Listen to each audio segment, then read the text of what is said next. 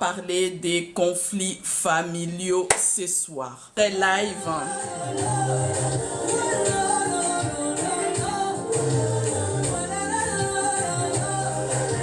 Bonsoir, bonsoir.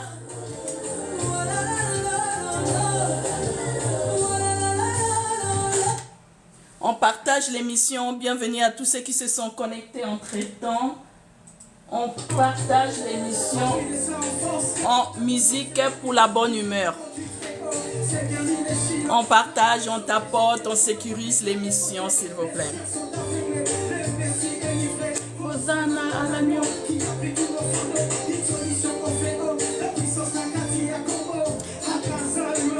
Jésus-Christ.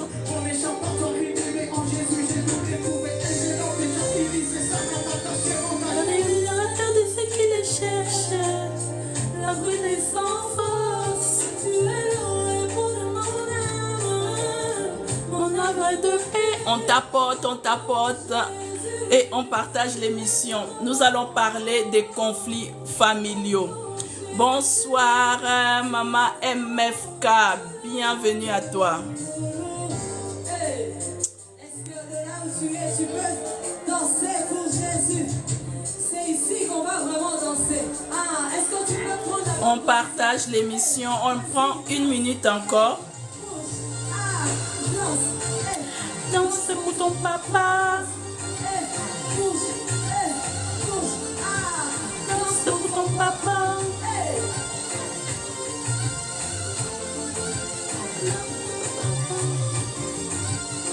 mais si tu pousses tes cris de joie aussi, tu ne pêches pas.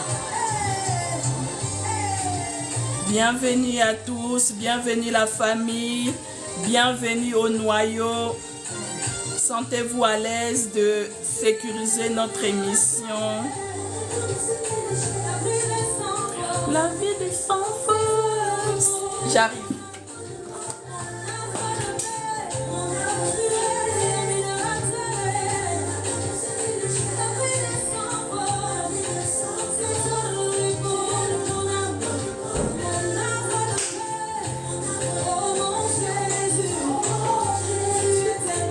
Tu es tellement bon. Oh mon Jésus, tu es tellement bon. On tapote. Voilà, voilà,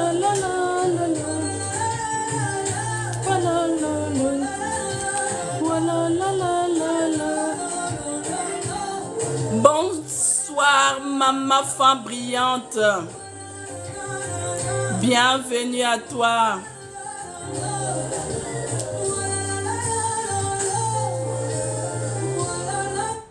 J'espère, je vous souhaite d'abord la bienvenue à tous ceux qui se sont connectés entre-temps. J'espère que la musique vous a tous mis de bonne humeur. Ce soir, nous allons parler des conflits familiaux. C'est un sujet assez grave, un sujet sensible, mais on va partager pour essayer de nous alléger un peu cette situation difficile. Donc, bonsoir à tout le monde. Je ne vous ferai pas les récapitulatifs parce que là, on va débuter directement. Mais peut-être au cours de l'émission, j'aurai l'occasion de vous faire un petit résumé de la semaine dernière. Donc, ce soir, nous parlons conflits familiaux. J'explique déjà.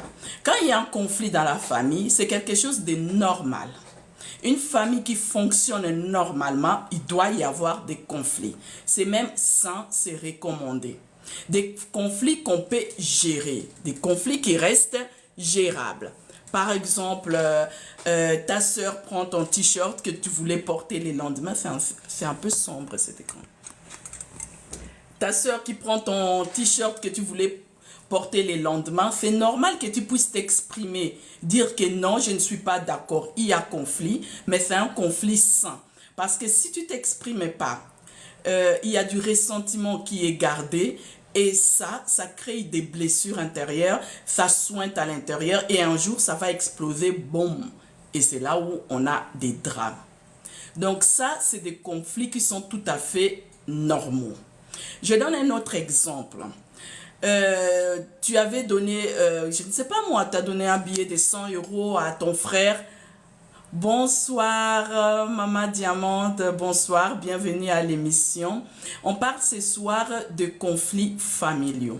Mais avant de débuter, je voudrais d'abord expliquer pour qu'on puisse comprendre de quels conflits familiaux nous allons parler. Nous allons parler réellement des drames. Ce n'est pas des conflits familiaux, des conflits normaux, on peut dire. Dans le sens où une famille qui n'a pas de conflit, c'est une famille à problème. C'est une famille qui ne fonctionne pas correctement. Aucune famille sur Terre n'a de conflit. On ne peut pas dire que dans ma famille, il n'y a pas de conflit. C'est qu'il y a des conflits qui sont cachés.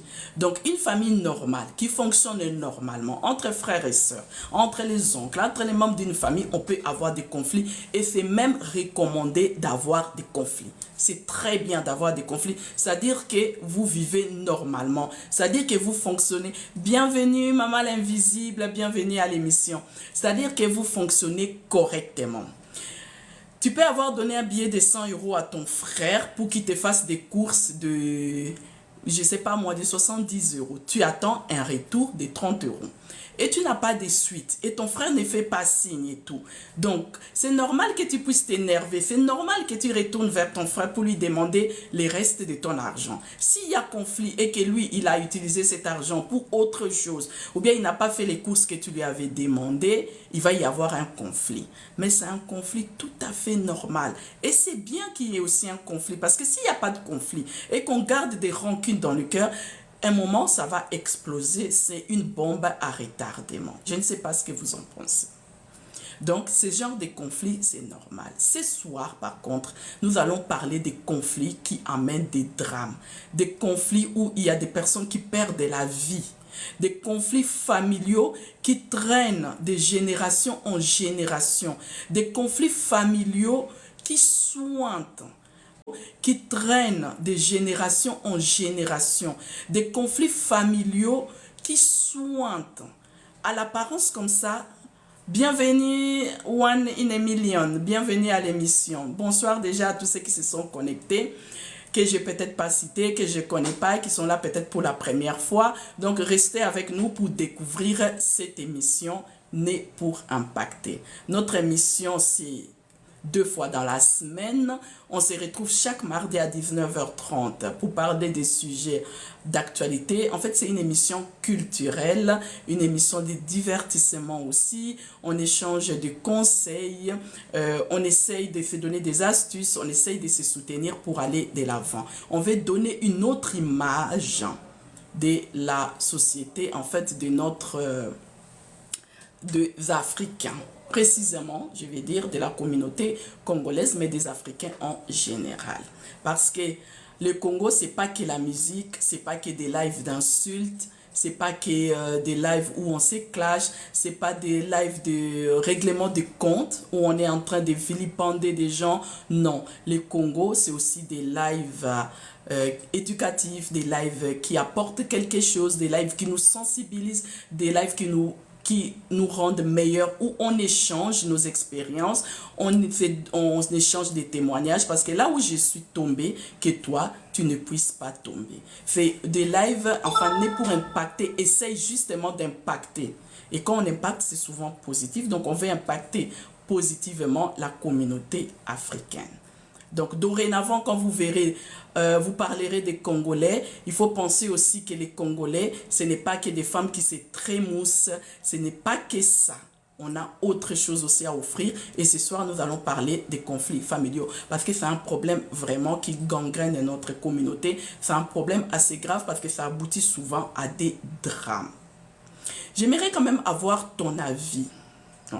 Parce que je vais donner un exemple. Il faudrait que je comprenne à partir de quel moment cette maman a fauté. À partir de quel moment elle a fait une erreur pour se retrouver. À partir de quel moment elle a autorisé. En fait, elle a donné l'accord pour partir. C'est-à-dire pour nous quitter, pour perdre la vie. C'est à partir de quel moment elle a fait un faux pas. Je vais expliquer la situation. Donc ce soir, nous aurons plusieurs cas. On a notre maman Lina, maman Sagesse, qui va donner son propre témoignage, qui va parler d'elle. et pas d'une autre personne. Elle va nous expliquer comment elle s'est retrouvée dans des conflits familiaux. Et ces témoignages, ce n'est pas pour pointer du doigt. Il faut qu'on soit clair là-dessus. C'est seulement pour expliquer aux autres, pour aider d'autres personnes à ne pas tomber dans les mêmes dérives, à ne pas faire les mêmes erreurs. Parce que ce que quelqu'un a vécu de mauvais, on amène ça ici, c'est pas pour montrer du doigt que non, regarde, autour d'elle, il y a telle personne qui n'est pas bonne. Non, c'est simplement pour enseigner. Voilà, exactement, c'est pour enseigner.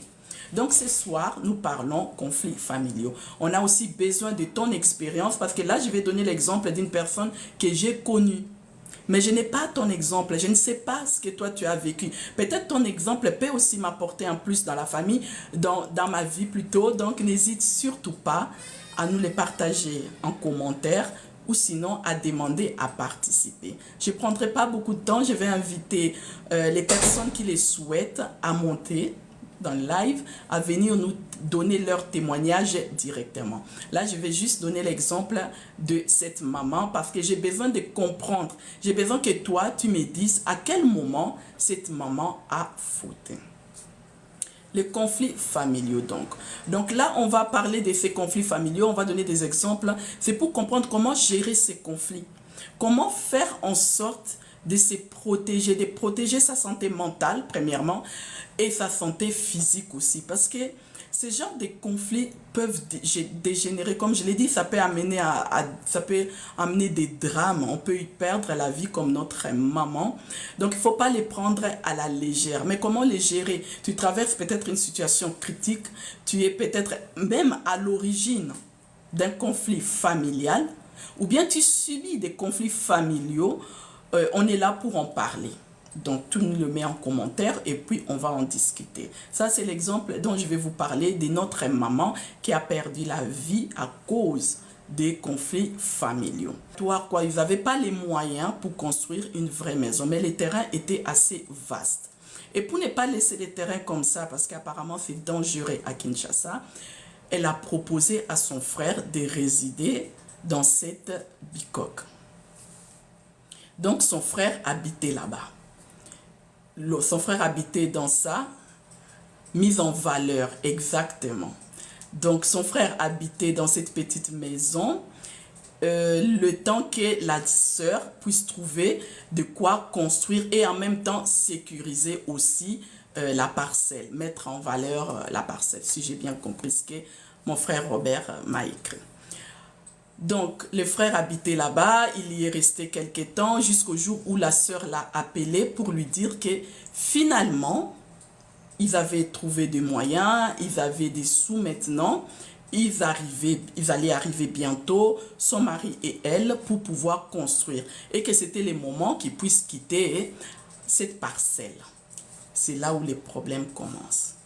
Le frère lui dit, non, je ne quitte pas la parcelle parce que moi, je n'ai nulle part où aller. Donc, suivez-moi très bien, s'il vous plaît, parce que j'aimerais comprendre et qu'on puisse aussi aider d'autres personnes qui sont dans la même situation.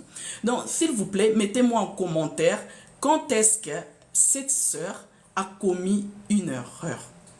Quand est-ce qu'elle a ouvert la porte à des dérives. Pourquoi? Bonsoir, bonsoir ma sœur Abeti 2014. Pourquoi elle en est arrivée à perdre la vie alors qu'au départ, c'était juste pour aider son frère et aussi protéger son bien. C'était du gagnant-gagnant. Elle protégeait son bien, elle n'était pas sur place, elle ne pouvait pas habiter là-bas. Donc son frère résidait dans la parcelle pour protéger la parcelle. Ce qui est tout à fait normal parce qu'apparemment là-bas, c'est dangereux d'acheter un bien et de le laisser comme ça. Ça ramène toujours...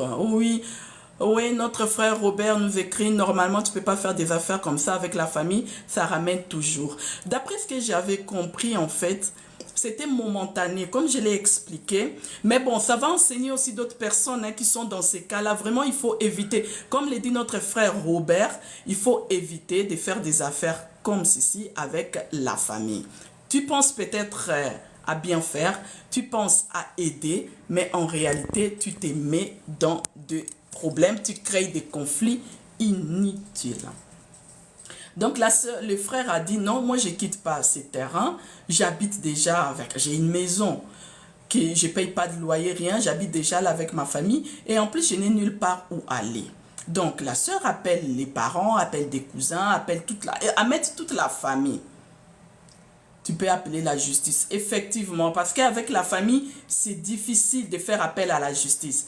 Par contre, les témoignages de notre sœur qui nous a parlé, enfin dans les groupes, on a un groupe de femmes brillantes. Dans ces groupes-là, cette femme nous a aussi soumis son problème.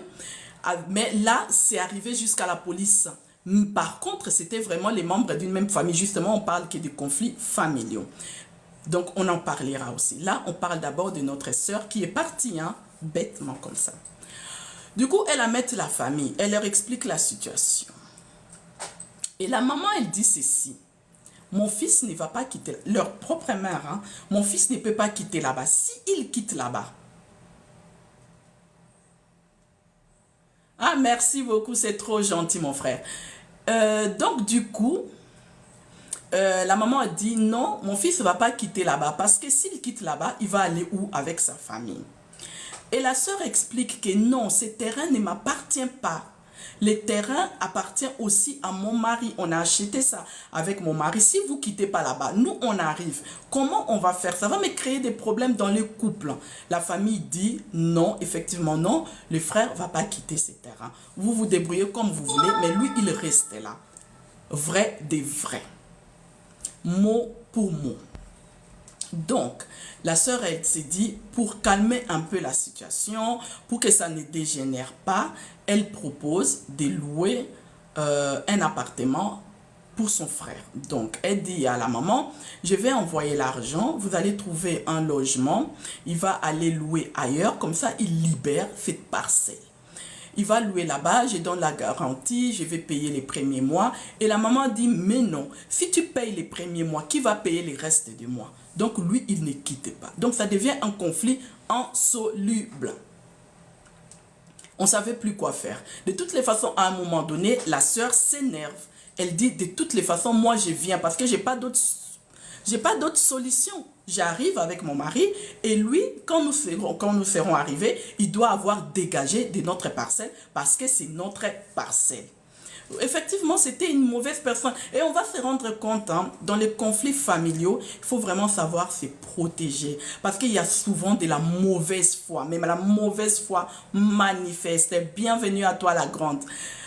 C'est vraiment de la mauvaise foi manifeste. Les gens sont là, tu te demandes, mais je rêve. Est-ce que c'est ma faute? Est-ce que c'est moi qui réfléchis pas bien? Est-ce que je dois aller habiter sur la lune? Je ne sais pas, parce que sur Terre, les gens, je ne sais pas, bon, ça, je ne sais pas comment ils réfléchissent. Et l'histoire que je vous soumets là, il faut vraiment la prendre au sérieux. C'est une histoire vraie. C'est la personne, je la connais. Et ceux qui sont connectés ici aussi peuvent la connaître. Mais nous ne citons pas les noms. Et nous parlons de cette dame, c'est juste pour enseigner ceux qui sont encore vivants. Pour comprendre à partir de quel moment cette femme a fauté. Est-ce que réellement elle a fauté? Parce qu'on dit elle a fauté. Mais est-ce que réellement c'était sa faute? C'était la faute du mari? C'était la faute du frère? C'était la faute de la famille? Oui, exactement, Robert. Beaucoup de personnes ont vécu ça au Congo. Ce n'est pas une histoire qui sort de l'ordinaire. Et c'est ça qui m'a choqué. Parce que quand on me dit que beaucoup de gens vivent ça, je me dis qu'à un moment donné, il faut que ça s'arrête.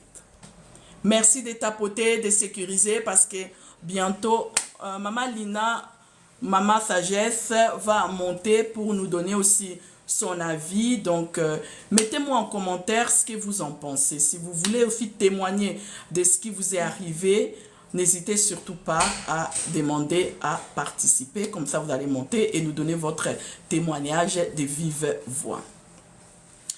Donc, on va sécuriser l'émission et on va partager surtout pour inviter nos amis à venir nous rejoindre. Il y a peut-être quelqu'un quelque part qui se pose cette question, mais qui ne sait pas qu'on est en train d'en parler à ce moment. Donc, invite la personne à venir nous rejoindre. Ou la personne connaît une personne qui souffrait de ça ou qui a souffert de ça. Cette personne va nous donner aussi son témoignage, sa sagesse, et ça va nous éviter de tomber dans de tels écueils. quelqu'un dans ta maison gratuitement au Congo, ça va te porter des préjudices. Ben oui, mais il y a quelques années, on ne connaissait pas ça. On ne se rendait pas compte. Nous, enfin, beaucoup de personnes les faisaient pour rendre service à la famille. Tu te dis, mais j'ai une maison là-bas, je n'habite pas là-bas, ça va me servir à quoi? Donc, je peux aider ma famille. Au lieu de leur donner de l'argent pour qu'ils aillent louer ailleurs, ben, ils peuvent rester dans leur propre parcelle. Parce qu'on s'est dit que les biens de la famille, c'est un bien à tous. C'est un bien pour la communauté. Oui, les gens sont vraiment devenus malhonnêtes, mais la mauvaise foi, mais vraiment qui dépasse tout entendement. On ne comprend rien. Donc cette femme a menacé la famille. Elle a voyagé, elle a laissé ses enfants, elle est partie avec son mari au Congo. Donc on était tous au courant qu'elle était partie pour quelque temps et qu'elle allait revenir. Elle n'est jamais revenue. Ce qui s'est passé, c'est qu'elle est arrivée là-bas. On n'était pas sur place, mais on sait qu'il y avait vraiment les conflits avaient commencé déjà avant même son voyage. Et arrivée sur place, elle a mis les frères dehors. Ça n'a pas duré, cette femme a commencé à avoir des plaies à la jambe.